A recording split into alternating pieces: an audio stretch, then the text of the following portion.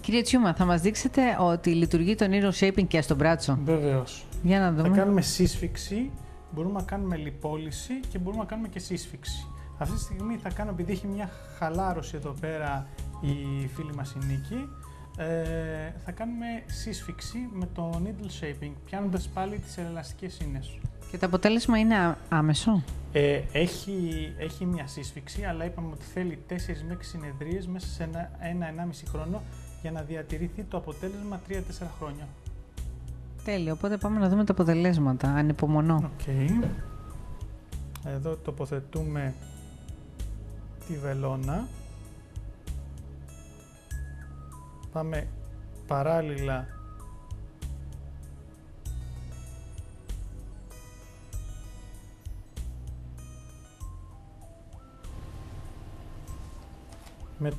με τις ελαστικές ίνες και το δέρμα. Σε πονάω? Όχι. Και πάμε και τις πιάνουμε και σιγά σιγά αυτές φουσκώνουνε και κάνουμε τη σύσφυξη.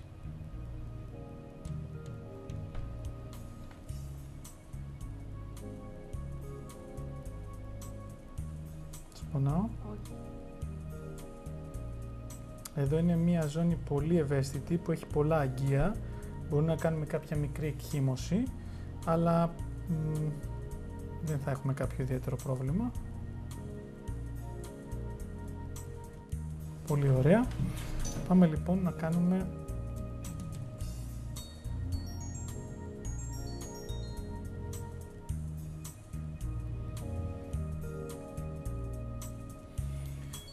την τεχνική και καθέτος και οριζοντίως. Σε πονάω? Όχι.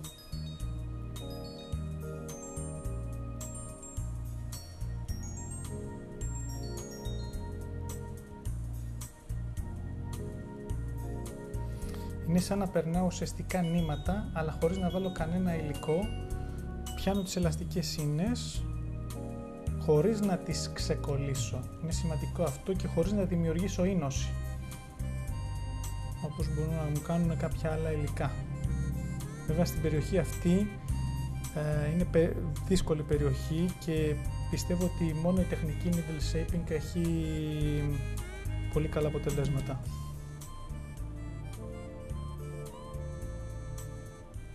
Okay. Πάμε να κάνουμε και μία ακόμα στέρηση.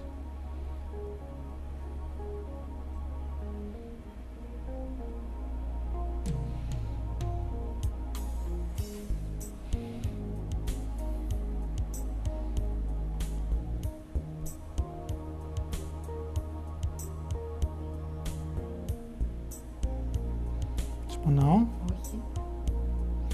Πολύ ωραία. Πάμε να κάνουμε και εδώ μία ακόμα τεχνική.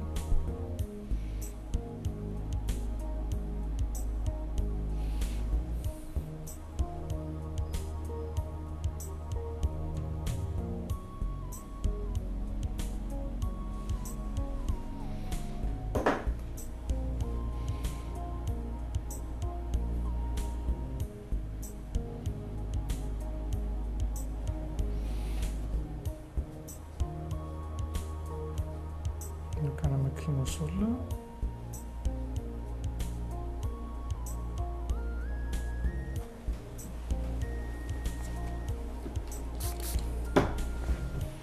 Και έτσι ολοκληρώνουμε την πρώτη συνεδρία.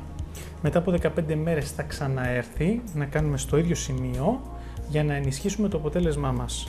Εδώ φαίνονται 2-3 εκχυμωσούλες άνευ σημασίας, οι οποίες θα φύγουν μέσα σε 2-3 μερούλες.